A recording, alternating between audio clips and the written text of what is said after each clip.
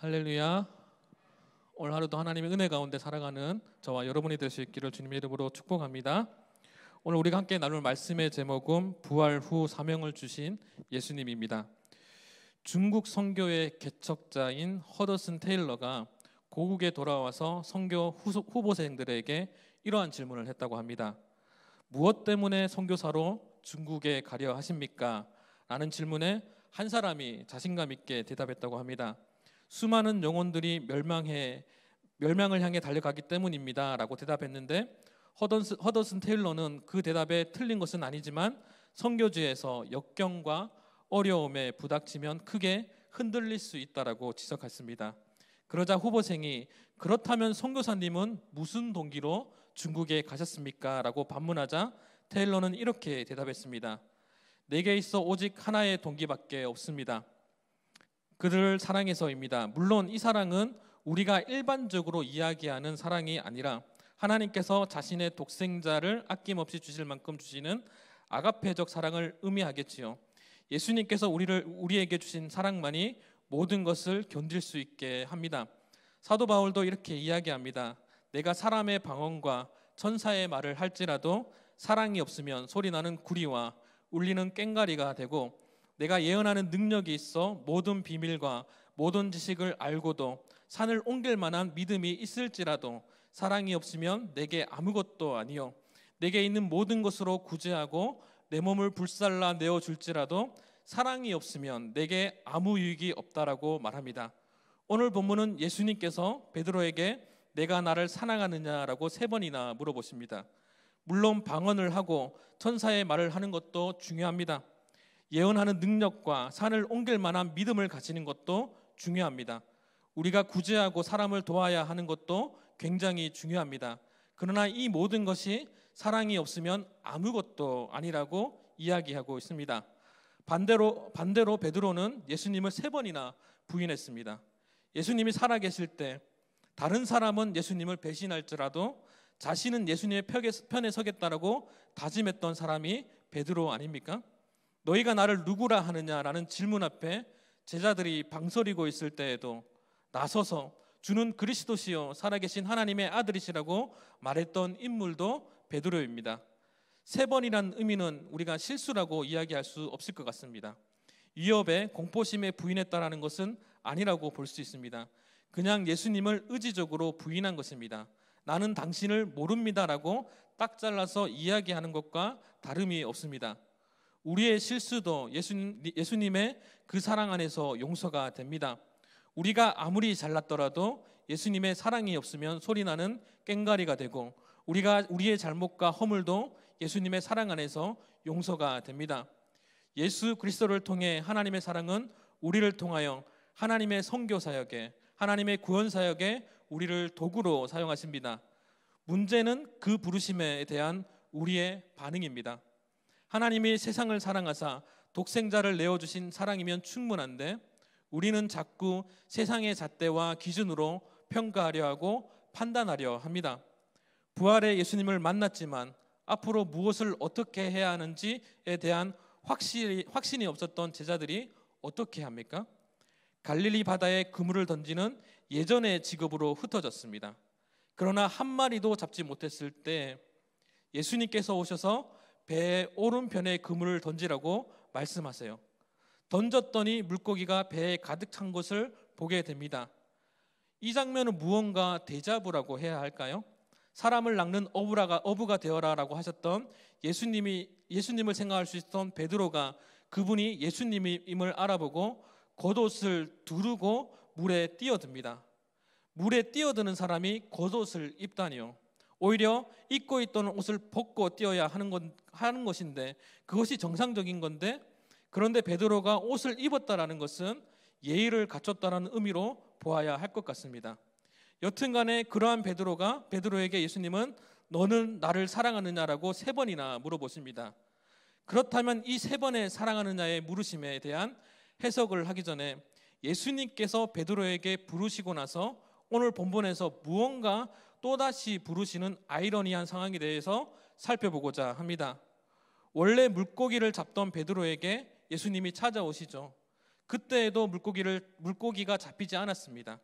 그때에도 예수님은 그물을 깊은 데로 가서 던지라고 말씀하세요. 사실 베드로의 경험적인 측면에서 보면 물고기가 잡히지 않아야 정상입니다. 그런데 그물이 터질 만큼 물고기가 잡혔습니다. 이때 베드로가 어떻게 합니까? 사람을 낚는 어부가 되겠다고 주님을 따라 나서죠. 오늘 본문은 제자들이 흩어져 있는 가운데 베드로는 처음 부르셨던 장면은 무언가 모르게 비슷한 장면으로 내용이 전개됩니다.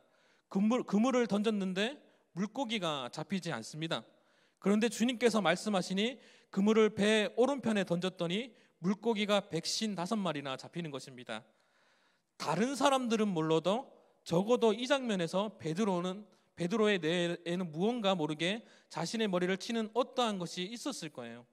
예수님의 부르심 앞에, 예수님의 그 사랑 앞에서 누구보다도 열심이었던 베드로는 최선을 다하며 예수님을 섬기고 다른 이가 배신하여도 자신은 배신하지 않겠다고 그렇게 다짐했지만 죽음을 향해 끌려가는 예수님을 보는 순간 모든 것이 소리나는 꽹과리가 되고 아무 유익이 없는 것처럼 느껴졌을 것입니다. 그 사랑이 없으니 모든 것을 참을 수 없고 모든 것을 믿지 못하겠고 무엇을 바라겠으며 어떻게 견딜 수 있겠습니까? 제자들은 예수님 때문에 참고 예수님 때문에 믿었으며 예수님을 바라고 예수님 때문에 견뎌왔습니다. 그러나 예수님께서 부활하시고 나니 마음속에 허무함이 생겼겠지요. 예수님과 함께 있을 때 예언을 듣고 기적을 행하며 모든 것이 이루어질 것 같은 믿음이 있었으나 예수님이 부활하시고 눈앞에 보이지 않으니 모든 것이 허무하게 느껴지게 됩니다. 고린도전서 13장의 사도 바울은 이러한 예수 그리스도의 복음을 하나님의 사랑이라는 관점에서 바라보고 있습니다.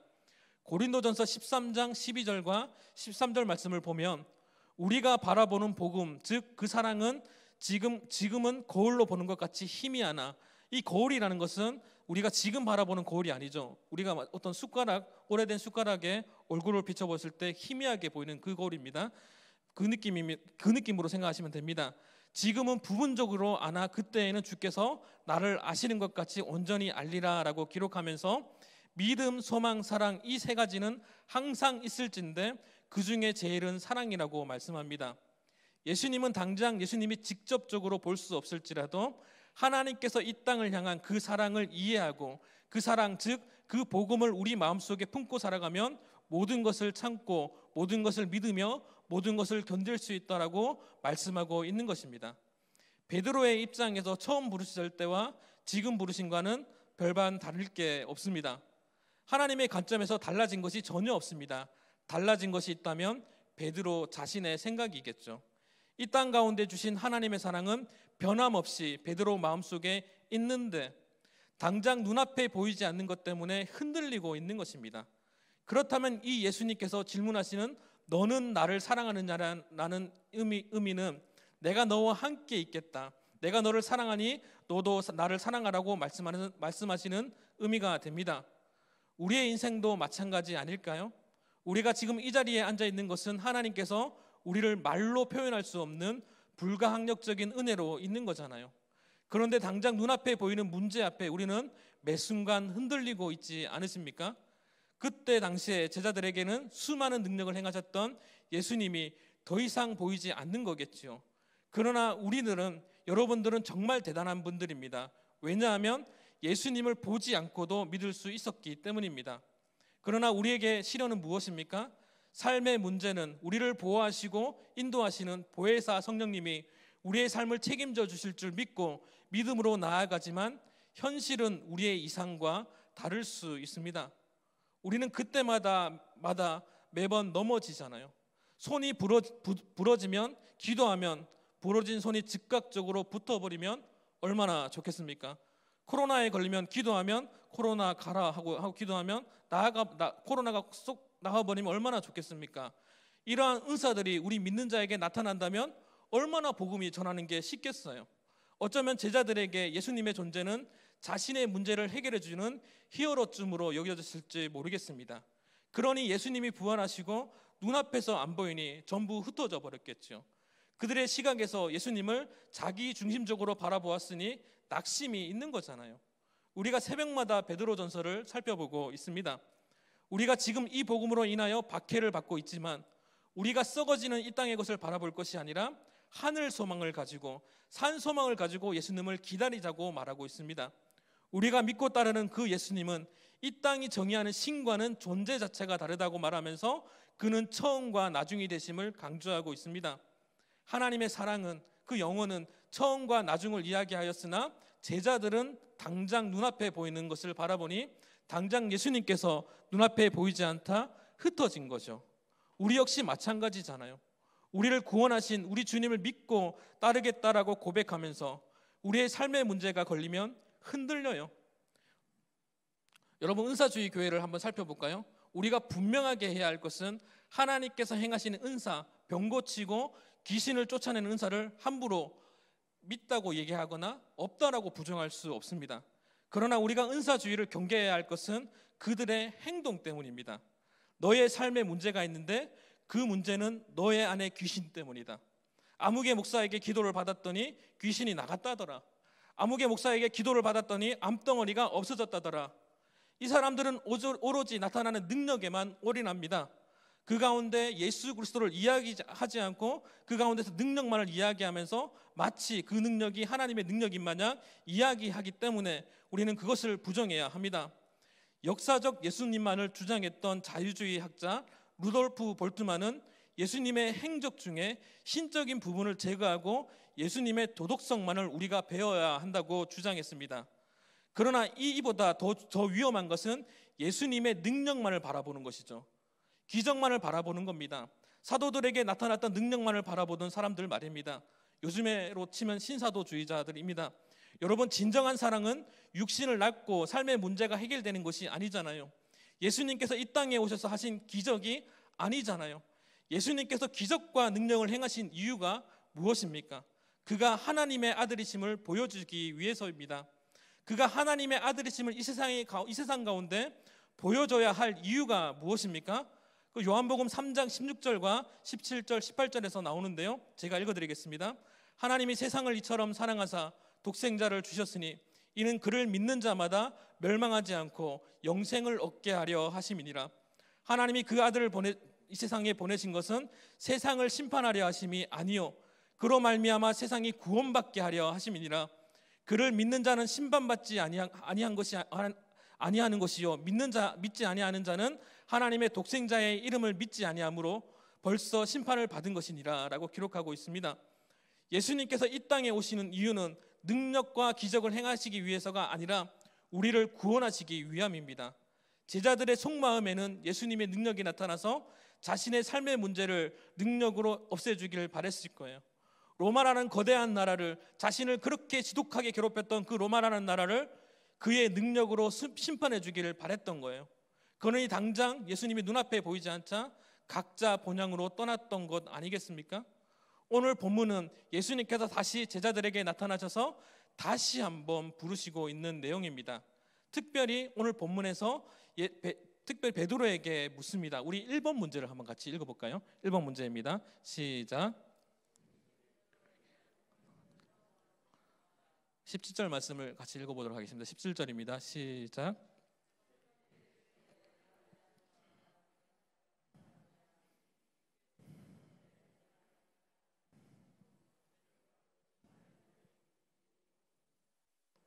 내가 주님을 사랑하는 줄 주님께서 하시나이다. 예수께서 이르시되 내 양을 먹이라. 아멘. 예수님이 베드로에게 3번이나 같은 질문을 하시는 것은 그가 예수님을 3번 부인한 것과 연관해서 해석할 수 있습니다. 예수님은 첫 번째 대답을 들으시고 그에게 내 양을 먹이라는 사명을 주시고 그의 고백을 인정하셨습니다.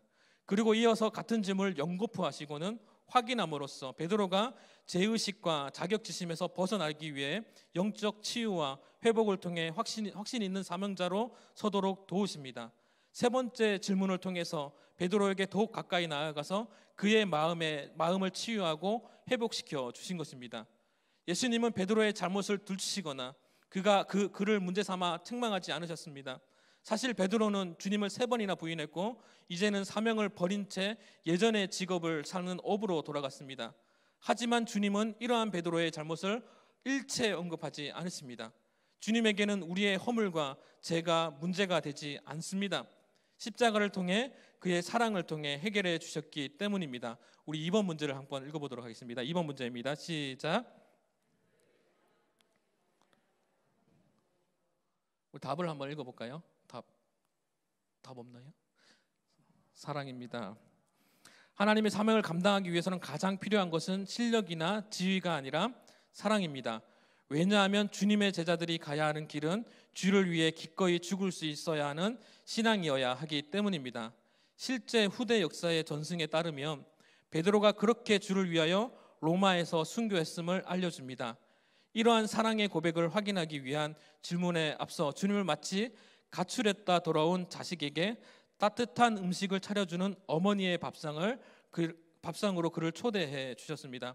조용한 식사를 통해서 자신이 배신한 베드로를 이미 용서하셨고 그를 사랑하심을 알게 해주시어 베드로의 주님 사랑을 다시 일깨워 주셨습니다. 주님은 베드로에게 이 사람들보다 나를 더 사랑하느냐고 물어보셨습니다.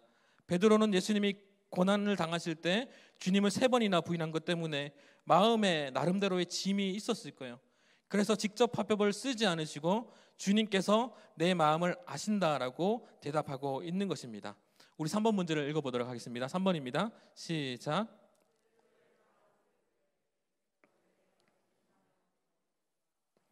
부활하신 예수님의 지상 사역은 40일간에 이어졌습니다. 부활 후 40일 만에 승천하셨기 때문입니다. 주님은 그분의 양떼를 돌보시고 부활의 죽음을 땅끝까지 전파하시는 비전을 주시며 교회를 세우셨습니다. 그래서 교회는 주님의 양떼를 돌보는 목자이고 주님의 지상 명령인 부활의 복음을 땅끝까지 전하는 사명을 수행하는 기관입니다. 이러한 일을 감당하게 하시려고 주님은 사명자를 세우신 것입니다. 예수님은 베드로의 마음을 아셨습니다. 그가 얼마나 약하고 허물이 많은 존재인지, 그럼에도 주님은 얼마나 사랑하는지 그의 마음을 아셨습니다. 그리고 그의 사랑 고백을 받으시고 주님의 양떼를 돌보라고 사명을 주셨습니다. 사명자에게는 지식이나 경험, 어떠한 능력보다 주님을 사랑하는 마음이 중요합니다. 예수님은 2번이나 아가페오로 물어보십니다. 마지막으로는 필로아로 물으세요. 베드로는 일관되게 주님이 나를 사랑하신 줄 압니다라고 이야기하면서 필로아로 대답합니다. 너는 나를 아가페하느냐라는 질문에 베드로는 필로아합니다라고 대답합니다. 너는 나를 조건 없이 사랑할 수 있느냐라는 물음에 저는 주님이 나를 사랑하시기에 내가 주님을 사랑합니다라고 이야기하지만 결국 예수님은 내가 너를 사랑할 테니 너도 나를 사랑하라고 이야기하고 있는 것입니다. 우리는 다 죄성을 지녔기 때문에 우리의 행위로 그 사랑 앞에 나아갈 수 없는 존재입니다. 예수 그리스도의 사랑의 전자에 우리는 사랑할 수 있습니다. 주의 일을 감당할 수 있는 것입니다. 아무리 잘난 사람도 사랑이 없으면 아무런 유익이 없습니다. 또한 베드로처럼 무언가 모르게 배신하고 돌아섰을지라도 그 사랑이 있으면 용서가 되고 주님이 사용하시는 거죠. 교회에는 달란트가 넘치는 사람도 있고 때로는 저런 게 예수님을 믿나 싶을 정도로 행동하는 우리 교회에는 없지만 양아치 같은 성도도 있습니다. 여러분은 주님을 사랑하십니까? 아니요, 다시 묻겠습니다. 여러분은 지금 당장 삶의 문제 앞에 어려움이 있더라도 고난이 있더라도 주님을 사랑한다라고 고백할 수 있습니까? 우리의 삶의 고난이 있을지라도 주님을 사랑할 수 있기를 축복합니다. 왜냐하면 이 땅의 구원은 우리를 도구 삼아 하나님께서 행하시기 때문입니다. 우리가 살아가는 것은 막대한 사명을 가진 존재라는 것입니다. 또한 우리 대상교회 공동체 한 사람 한 사람은 정말 한 사람 한 사람이 중요한 사람입니다. 왜냐하면 정말 하나님께서 구원의 도구로 사용하시기 때문입니다. 우리가 인간적인 관점으로 바라보면 저 아무개 집사는 왜 우리 교회에 다닐까라는 퀘션 마크가 들릴지라도 하나님께서 사랑하셨기 때문에 그 사랑 때문에 우리 가운데 공동체 안에서 각자에게 주어진 사랑 안에서 구원 사역에 감당하는 존재라는 것을 기억하시며 예수님 때문에라도 우리가 서로 사랑할 수 있는 저와 여러분이 될 수 있기를 주님의 이름으로 축복합니다.